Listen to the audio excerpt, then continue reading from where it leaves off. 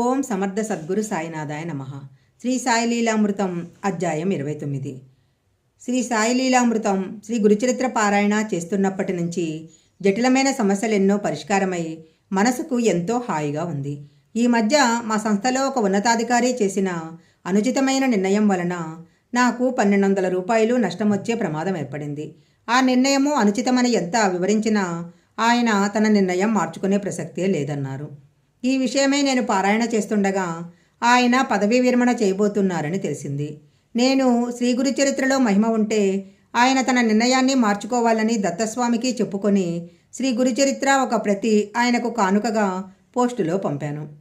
ఆయన వెంటనే అది చదివారు కాబోలు. అదెంతో మహిమగల గ్రంథమని, ఎంతో మంచి పుస్తకం పంపానని, తన నిర్ణయం ఉపసంహరించుకుంటున్నానని జాబు రాశారు. ఈ గ్రంథం చేరినంతనే ఒక వ్యక్తిలో అంత మార్పు వచ్చిందంటే 108 సార్లు పారాయణ చేసిన వారిలో ఎంతటి మార్పు వచ్చి ఉండాలి. అందుకే భరద్వాజ మాస్టర్ గారు ప్రతివారితోనూ శ్రీ గురుచరిత్ర కూడా నిత్యపారాయణ చేస్తుండమని చెప్తుంటారు. చిన్నప్పుడు మా పుట్టింట్లో బాబాను పూజించుకునే వాళ్ళము. పెళ్ళి అయ్యాక అందుకు అవకాశమే లేకుండా పోయింది. మానసికంగా కూడా నేనెంతో బాధపడ్డాను. ఒకరోజు పుస్తకం బైండ్ చేసి పెట్టమని ఎవరో శ్రీ సాయిలీలామృతం తెచ్చిచ్చారు. అప్పుడు కొద్ది పేజీలు చదివే అవకాశం వచ్చింది. తరువాత తెలిసిన వారి ద్వారా పుస్తకం తెప్పించుకొని 3 సార్లు పారాయణ చేసి వీపూది వేసిన తీర్థం అందరం తీసుకున్నాము. అంతటితో మా ఇంట్లో వాళ్ళు మారిపోయి బాబాను పూజించుకోవటానికి ఎంతో ప్రోత్సాహం ఇస్తున్నారు. ఈ పారాయణ ముగిసిన రోజున నేను మా వీధిలో వెళ్తుంటే ఒక కుక్క నా కాలు పట్టుకుంది. అది ఎందరినో కరిచింది కూడా. నేను బాబా అని అరిచాను. ఆ కుక్క కాలు వదిలి కొద్ది దూరం పోయి కూర్చొని నిర్లిప్తంగా నన్ను చూస్తూ ఉంది. బాబాను తలవగానే పట్టుకున్న కుక్క కూడా విడవడమే ఆశ్చర్యము. మీరు శ్రమించి మాలాంటి దీనులకు వెలుగు దారి చూపిస్తున్నారు. ఈ సంసార కూపంలో మగ్గిపోతున్న నాకు శ్రీ సాయిలీలామృతం అమోఘమైన దివ్యకాంతిని వెలుగుబాటను చూపింది.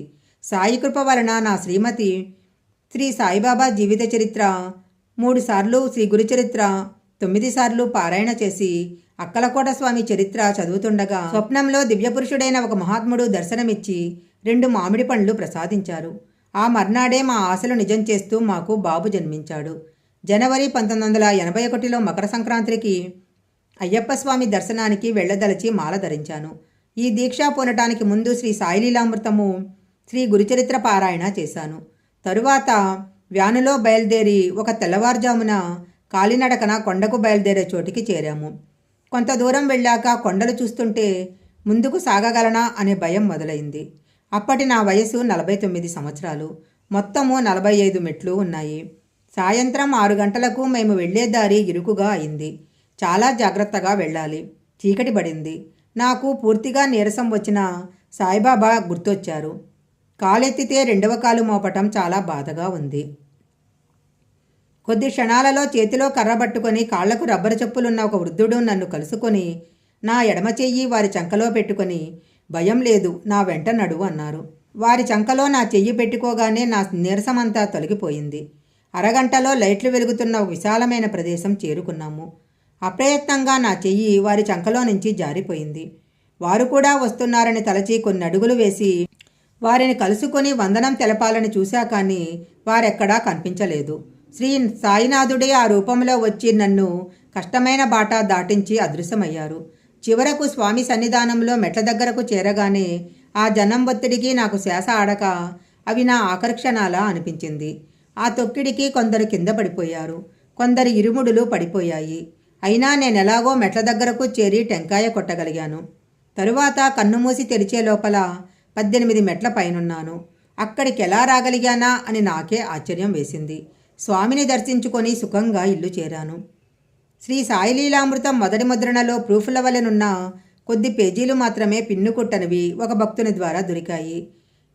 వాటిని శ్రద్ధతో పఠించాక నాకు కొన్ని మంచి సంఘటనలు జరిగాయి. తరువాత పూర్తి పుస్తకం దొరికింది. ఈ మధ్యనే మిత్రులు ఒకరిచ్చారు. పద్ధతి ప్రకారం పారాయణ చేయకపోయినా అక్కడక్కడ ఘట్టాలు చదువుతున్నప్పుడు శరీరం వణకటము, ఆనంద బాష్పాలు రాలటం జరుగుతుంది. నేను చిన్నప్పటి నుంచి శ్రీ సాయిని సేవిస్తున్నా ఆయనపై నాకు సంపూర్ణ విశ్వాసం కలగలేదు. అంతేకాక సాయిని హిందూ దేవత అవతారంగా భావించటం నాకంతగా నచ్చేది కాదు. 1986 మార్చిలో శ్రీ సాయిలీలామృతం పారాయణ మొదలుపెట్టాను. కానీ నా మనసులో కొన్ని అనుమానాలు ఉండేవి. మన ఋషులు వ్రాసినవి, రామాయణము మొదలైనవి సంస్కృతంలో వ్రాసినవి, మంత్రపూరితమైనవి, గురూపదేశానంతరము అలాంటివి పారాయణ చేస్తే ఫలితం ఉంటుంది. కానీ ఒక ముస్లిం ఫకీరు గురించిన చరిత్ర, మాస్టర్ లాంటి సామాన్య మానవుడు తెలుగులో వ్రాసిన రచనలు చదివితే ఫలితం ఉంటుందా అనేది నా అనుమానము.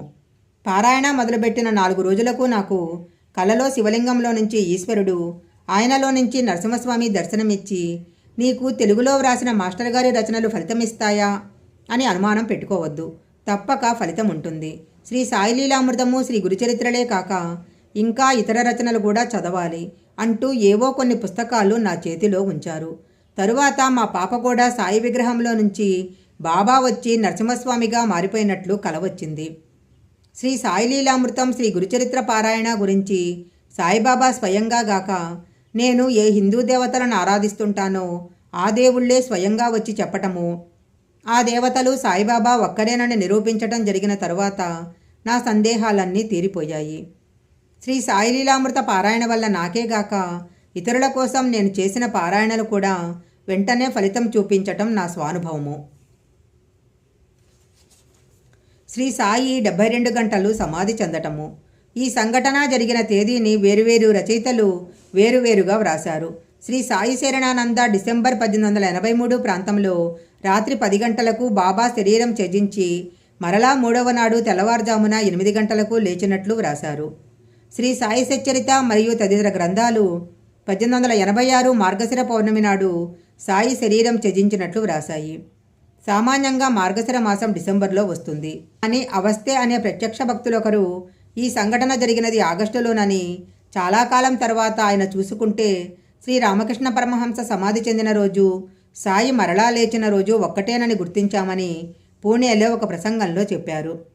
అనేక మంది ప్రత్యక్ష సాయి భక్తులను సంప్రదించి శ్రీ అవస్థే గారు చెప్పినదే ప్రమాణంగా స్వీకరించాను. శ్రీ సాయిలీలామృతం అధ్యాయం 29 సంపూర్ణం.